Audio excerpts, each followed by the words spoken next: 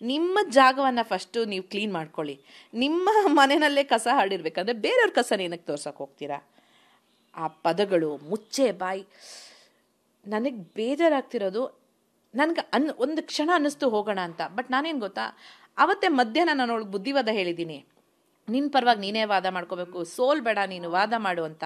ಆಮೇಲೆ ಅವಳು ಅಷ್ಟು ಚೆನ್ನಾಗಿ ವಾದ ಮಾಡ್ತಾ ಇದ್ಲು. ಅಕಸ್ಮಾತ್ ಅವಳೆಲ್ಲೋ ಹಿಂದೆ ಬಿದ್ದಿದ್ರೆ, ಏನೋ ತಣ್ಣಗಾಗಿದ್ರೆ, ಭಯ ಪಟ್ಟಿದ್ರೆ ನಾನು ಎದ್ದು ಹೋಗಿರ್ತಿದ್ದೆ. ನಾನು ನೋಡ್ತಾನೆ ಇದ್ದೀನಿ ಏನಾಗ್ತಿದೆ. ಅವಳು ತುಂಬ ಚೆನ್ನಾಗಿ ಪಾಯಿಂಟ್ ಟು ಪಾಯಿಂಟ್ ವಾದ ಮಾಡಿದ್ಲು. So I was like, yes, she is doing it. ಅವಳ ಆಟನ, ಅವಳ ಪ್ರತಿವಾದವನ್ನು ನಾನು ಯಾಕೆ ಹೋಗಿ ನಾನೇನೋ ಅಂತ ನಾನು ಯಾಕೆ ತೋರಿಸ್ಕೋಬೇಕು? ನಾವೆಲ್ಲ ಹೋಗೋದು ಹಾಗೆ ಅಲ್ವಾ? ನನಗಿಲ್ಲಿ ಚಾನ್ಸ್ ಸಿಕ್ತು, ಹೋಗೋಣ, ನನ್ನ ವಿಷಯನ ಹೇಳ್ಬಿಡೋಣ, ನಾನೆಲ್ಲೋ ನನಗೆ ವೋಟ್ಗಳನ್ನ, ಅದೆಲ್ಲ ನನಗೆ ಏನು ಐಡಿಯಾ, ಆ ಕ್ಯಾಲ್ಕುಲೇಷನ್ಸೇ ಇಲ್ಲ ನನಗೆ. ನಾನು ನೋಡ್ತಾ ಇದ್ದಿದ್ದು ಅಷ್ಟೇ. ಆ ಹುಡುಗಿ ಸೋತ್ರೆ I was ready to go. ನನಗೆ ಕರುಳು ಚುರುಕಂತಿತ್ತು ಮಂಗಳ, ಸೀರಿಯಸ್ಲಿ. ಎಷ್ಟು ಸಿಕ್ಕಾಪಟ್ಟೆ. ಆ ವರ್ಡು ಅವತ್ತು ನನಗೆ ಗೊತ್ತಾಗಲಿಲ್ಲ.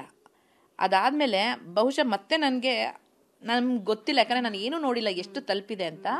ಮಾರನೇ ದಿನ ಅದೆಲ್ಲ ಆಯಿತು, ಜಗಳ ಆಯಿತು, ಹುಡುಗಿ ಹೋದ್ಲು ಬಂದ್ಲು. ನಾನು ಅಂದ್ಕೊಂಡೆ okay, she is Rakshita, back to Rakshita. ನನ್ನ ಮಗಂಗೂ ಹೆದ್ರಲ್ಲ, ನಾನು ಇರೋದೇ ಹಿಂಗೆ ಅಂತ ತೋರಿಸ್ತಾಳೆ. ಸುಮ್ಮನೆ ಆಗ್ಬಿಟ್ಟ, ವಾದ ಮಾಡಿದ್ಲು. ಅವಳು ಸರಿ ಇದ್ಲು, ಅವಳು ಬಿಂದಾಸಾಗೆ ಇದ್ಲು. ಹೊರಗಡೆ ಹೋದ್ಲು, ನಾನು ಇಲ್ಲಿ ಮಲಗಲ್ಲ ಅಂದ್ಲು, ನಾನು ಹಿಂಗೆ ಇರೋದೆ ಅಂದ್ಲು, ನಿಂದ ಮನೆ ಅಂದ್ಲು, ನಿಂದ ಬಚ್ಚಲ್ ಮನೆ, ನನ್ನ ಇಷ್ಟ, ಸೂಪರಾಗಿ ಮಾತಾಡಿದ್ಲು. ಅಲ್ಲೋಗಿ ನಾನು ಏನು ಮಾತಾಡೋದಿದೆ?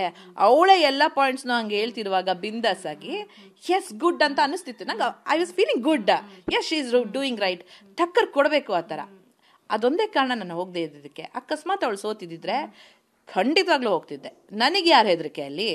ಹೌದು, ಬಟ್ ನೀವು ಹೇಳ್ತೀರಿ, ನೀವು ಅವಳಿಗೆ ಹೇಳಿದ್ದೀರಾ ನೀನು ಮಾತಾಡಬೇಕು, ನಿನ್ನ ಸ್ಟ್ಯಾಂಡ್ ನೀನೇ ತಗೋಬೇಕು ಅಂತ ಹೇಳ್ಬಿಟ್ಟು. ಆದರೆ ಧ್ರುವಂತ್ ಅವರು ಡಬಲ್ ಗೇಮ್ ಆಡ್ತಾರೆ. ಯಾಕಂದರೆ ಅದಕ್ಕೂ ಮುಂಚೆ, ಆ ಗಲಾಟೆ ಆಗೋದಕ್ಕಿಂತ ಮುಂಚೆ ಅವರು ಹೋಗಿ ಅಶ್ವಿನಿ ಮತ್ತು ಜಾಹ್ನವಿ ಜೊತೆ ಮಾತಾಡ್ತಾರೆ. ಅವಳು ಕನ್ನಡ ಬರುತ್ತೆ, ಆದರೂ ಆ್ಯಕ್ಟ್ ಮಾಡ್ತಿದ್ದಾಳೆ ಅವಳು ಕನ್ನಡ ಬರೋದಿಲ್ಲ ಅನ್ನೋ ರೀತಿ.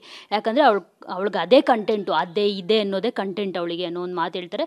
ಜೊತೆಗೆ ರಕ್ಷಿತಾ ಹತ್ರ ಕೂತ್ಕೊಂಡಾಗ ರಕ್ಷಿತಾಗೆ ನಾನಿದ್ದೀನಿ, ನೀನು ಫೈರ್ ಆಗು ಅಂತ ಅವ್ರ ಮೇಲೆ ಅಂತ ಹೇಳ್ತಾರೆ. ಸೊ ಇದನ್ನೆಲ್ಲ ನೋಡಿದಾಗ ಡಬಲ್ ಸ್ಟ್ಯಾಂಡರ್ಡ್ಸ್ ಅಂತ ಅನ್ನಿಸ್ತು. ಇಲ್ಲ, ನಾನು ಧ್ರುವಂತ್ ಮುಂಚೆ ಹೇಗಿದ್ರೋ ಏನೋ ನನಗೆ ಖಂಡಿತವಾಗ್ಲೂ ಗೊತ್ತಿಲ್ಲ, ನನಗೆ ಯಾರ ಪರಿಚಯನೂ ಇಲ್ಲ. ಬಟ್ ನಾನು ಆ 3 ದಿನಗಳು ನೋಡಿದ್ದು ಧ್ರುವಂತ್ ತುಂಬ ಡಿಸಿಪ್ಲಿನ್ ಹುಡುಗ. ಅನ್ನೆಸೆಸರಿ ಜಗಳಕ್ಕೆ ಹೋಗೋದು, ಅನ್ನೆಸೆಸರಿ ಕಂಟೆಂಟ್ ತೊಗೊಳಕ್ಕೆ ಹೋಗೋದು, ಅದು ಯಾವುದು ಮಾಡಿಲ್ಲ. ತುಂಬ ಒಳ್ಳೆ ವ್ಯಕ್ತಿ ಅಂತಲೇ ನನಗನ್ನಿಸ್ತು. ಅವ್ರ ಬಗ್ಗೆ ಬೇರೆ ಏನೇನೋ ಹೇಳಿದ್ರು ಅಲ್ಲಿರೋ ಕಂಟೆಸ್ಟೆಂಟ್ಸು.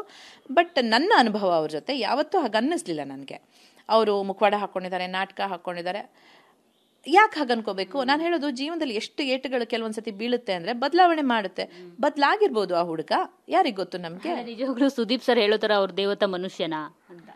ಹೌದು, ನನಗೆ ಅಲ್ಲಿರೋ 3 ವಾರದಲ್ಲಿ ಅವ್ರ ಕ್ಯಾಲ್ಕುಲೇಷನ್ಸು ಅಥವಾ ಸಿಂಪತಿ ಗೇನಿಂಗು ಅದೆಲ್ಲ ನಂಗೆ ಅನಿಸ್ಲಿಲ್ಲ. ಎಲ್ಲ ತಾಕತ್ತಿರೋ ಹುಡುಗಂಗೆ ಯಾರು ಸಿಂಪತಿ ಏನಿಗೆ ಬೇಕೋ, ಆಟ ಆಡಿ ಪ್ರೂವ್ ಮಾಡ್ಕೊಳ್ಬಲ್ಲ, ಮಾತಷ್ಟು ಚೆನ್ನಾಗಿದೆ, ಮಾತಿನಲ್ಲಿ ಪ್ರೂವ್ ಮಾಡ್ಕೊಳ್ಬಲ್ಲ, ಅವನದೊಂದು ನಿಲುವಿದೆ, ಅದರಲ್ಲಿ ಸಾಧಿಸಬಲ್ಲ.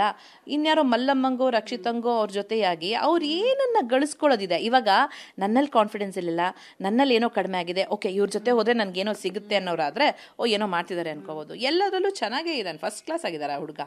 ಸೊ ನನಗೆ ಅನಿಸ್ಲಿಲ್ಲ. ಬಟ್ ಏನು ಅಂತ ಹೇಳಿದ್ರೆ, ಕೆಲವೊಂದೆಲ್ಲ ಮ್ಯಾನಿಪುಲೇಷನ್ಸ್ ಆ ಮನೆಯಲ್ಲಿ ಹೆಂಗಾಗುತ್ತೆ, ಎಸ್ಪೆಷಲಿ ಆ 2 ಹೆಣ್ಮಕ್ಳಿಂದ. ಹೆಣ್ಮಕ್ಳು ಅಂತ ಕರೆಯೋಕ್ಕೂ ನನಗೆ ಬೇಜಾರಾಗುತ್ತೆ ಅವ್ರಿಗೆ. ಆ ಹೆಂಗಸರಿಂದ ತಲೆ ತಿರುಗಿಸ್ತಾರೆ. ನಾನು ಹೇಳಿದ್ನಲ್ಲ, ನೆಕ್ಸ್ಟ್ ಡೇ ನನಗೂ ತಲೆ ತಿರುಗಿಸಕ್ಕೆ ಬಂದಿದ್ರು, ಅದನ್ನ ಹೇಳ್ತೀನಿ. ನೆಕ್ಸ್ಟ್ ಮ್ಯಾನಿಪುಲೇಷನ್ಸ್ ಮಾಡಿಬಿಡ್ತಾರೆ. ಇವರಿಬ್ಬರ ಮಧ್ಯೆ ಏನೋ ಸಣ್ಣ ಜಗಳಗಳಾಗಿರುತ್ತೆ. ಆ ಜಗಳಗಳಾಗೇ ಆಗುತ್ತೆ ಅಲ್ಲಿ. ನಾವೆಷ್ಟೇ ಚೆನ್ನಾಗಿದ್ರು ಎಲ್ಲೋ ಒಂದು ಡಿಫ್ರೆನ್ಸ್ ಆಫ್ ಒಪಿನಿಯನ್ ಬಂದಿರುತ್ತೆ. ನಾನೇನೋ ಅಂದಿರ್ತೀನಿ, ನೀವೇನೋ ಬಂದಿರ್ತೀರ, 2 ದಿನ ಕೋಪ ಮಾಡ್ಕೊಂಡಿರ್ತೀವಿ. ಆ ಕೋಪದ ಮಧ್ಯೆ ಇವರು ಬೇಳೆಕಾಳುಗಳನ್ನ ಬೇಯಿಸ್ಕೊಂಡಿರ್ತಾರೆ. ಅದೇನಾಗಿದೆ ನನಗೆ ಗೊತ್ತಿಲ್ಲ. ಅವ್ರು ಏನು ಹೇಳಿದ್ದಾರೆ ಧ್ರುವಂತ್ ಅನ್ನೋದು ಗೊತ್ತಿಲ್ಲ, ಇವ್ರಿಗೇನು ಹೇಳಿದ್ದಾರೆ ಅಂತಲೂ ಗೊತ್ತಿಲ್ಲ. ಬಟ್ ಆ ಧ್ರುವಂತ್ ಬಂದು ನನ್ನ ಹತ್ರ ಹೇಳಿದ್ರು ಮಾತು.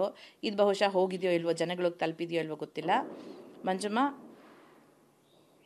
ನಿನ್ನೆ ರಾತ್ರಿ ಆ ಹುಡುಗಿಗೆ ಆಗಿದ್ದು ಸಿಕ್ಕಾಪಟ್ಟೆ ದೊಡ್ಡ ತಪ್ಪು. ಇನ್ಯಾವತ್ತಾದರೂ ರಕ್ಷಿತನ್ನ ಆ ರೀತಿ ಯಾರಾದರೂ ಹೋಗಬೇಕು ಅಂದರೆ ಅವ್ರು ನನ್ನನ್ನು ದಾಟಿ ಹೋಗಬೇಕು, ರಕ್ಷಿತಂಗೂ ಹೇಳಿ ಅಂತ ಹೇಳಿದ್ದ. ಮನಸ್ಸಿನಲ್ಲಿ ನಾನು ಹೇಳಿಲ್ವಾ, ನನ್ನ ಒಬ್ಳಿಗೆ ಅಲ್ಲ, ಎಲ್ರಿಗೂ ಅನಿಸಿರುತ್ತೆ. ನಾನು ಮೊನ್ನೆ ಲಾಸ್ಟ್ ಡೇ ಹೇಳಿದ್ದು ಅದೇ, ಯಾಕೆ ಅವಳ ಪರ ನಾವು ಯಾರೂ ಹೋಗಲಿಲ್ಲ. ಬಹುಶಃ ನನ್ನ ಹಾಗೆ ಎಲ್ರಿಗೂ ಅನಿಸಿರ್ಬೇಕು, ಅವಳು ಜೋರಾಗಿ ಅವಳೇ ಸಾಧಿಸ್ಕೊತಿದ್ದಾಳೆ, ಅವಳ ಜಾಗ ಅವಳು ತಗೊಳ್ತಿದ್ದಾಳೆ, ಬಿಡು ಅಂತ ಅನಿಸಿರ್ಬೋದು ಎಲ್ರಿಗೂ.